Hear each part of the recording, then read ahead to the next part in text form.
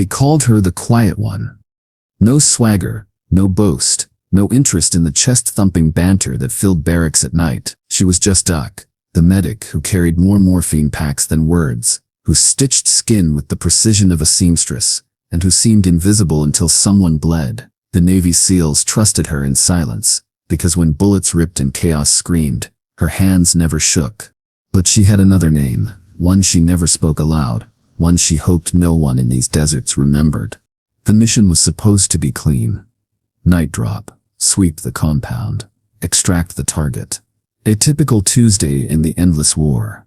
The SEALs joked as they checked gear, ribbing each other like brothers before a fight. Doc listened, expression calm, eyes fixed on the small bundle of surgical tools in her pack. She wasn't there to shoot, though she could. She was there to keep them alive. That was her oath. By the time the Black Hawk kissed dirt, the moon had hidden itself. They moved like shadows through the sand, rifles raised, boots silent. The target compound rose in the distance, mud walls, a rusted gate, faint lantern glow. Intel had said 2 guards. They found 7. Gunfire split the night before they even breached. She crouched low, pressed against the wall, pulse steady. A SEAL to her left went down with a cry, leg torn open. She slid across dirt, hands already pulling gauze and tourniquet, sealing him like a mechanic fixes an engine. He gasped, cursed, then bit down, as she shoved pain away with practiced fingers. "You'll walk tomorrow," she whispered, voice soft as dust. The others fought on. Shots cracked, men shouted, the gate splintered.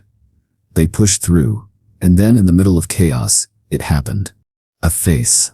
One of the enemy fighters stumbled into the lantern light, rifle shaking.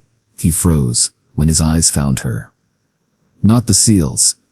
His mouth opened, and in the harsh native tongue he said a name she hadn't heard in years.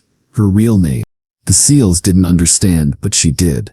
Her heart slammed against her ribs. He knew. The moment lasted seconds, but it shifted everything. He shouted to the others, pointing, yelling that name again.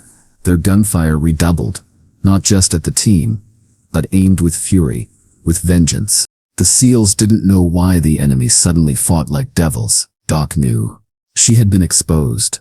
"Doc, move," one of the SEALs barked, dragging her back as bullets chewed through the wall. She stumbled, mask of calm cracking. Her secret, the one buried under years of silence, had been torn open. She had been one of them once. Not a fighter, but a daughter.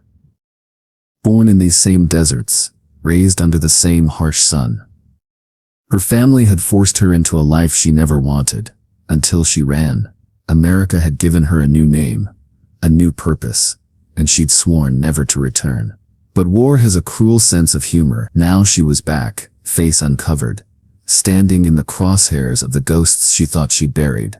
The SEALs noticed her sudden tremor, the way her eyes burned with something unspoken. "What did he say?" their leader demanded, pressing her against the wall. She shook her head. "Doesn't matter. We finish this." Her voice was clipped, steel-edged, but inside every nerve screamed. If they knew the truth, would they still trust her? They cleared the compound room by room, the SEALs laying down fire, Doc trailing with her pack.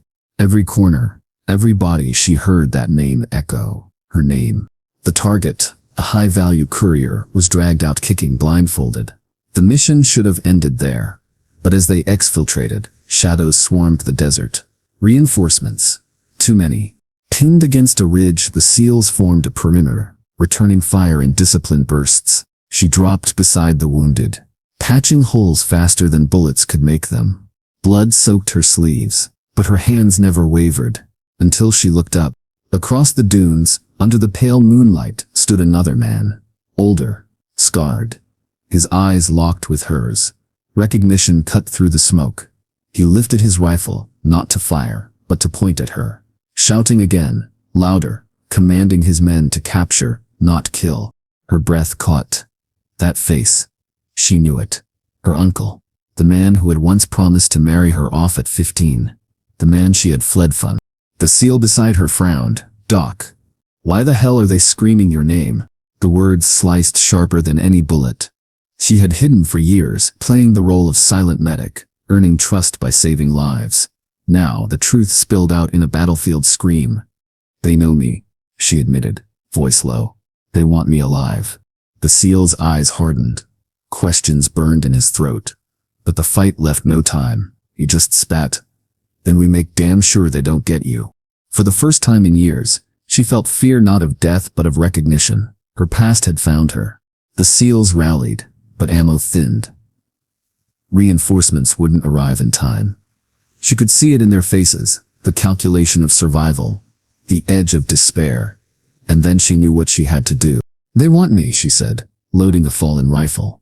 "I'll draw them off. You take the wounded and the target. Get to extraction." "No way in hell," the leader barked. "We don't leave our own."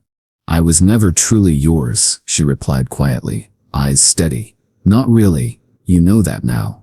Silence hung, heavy as smoke. Then, before they could stop her, she slipped into the shadows, moving with the desert's memory in her bones. The enemy surged after her, exactly as planned.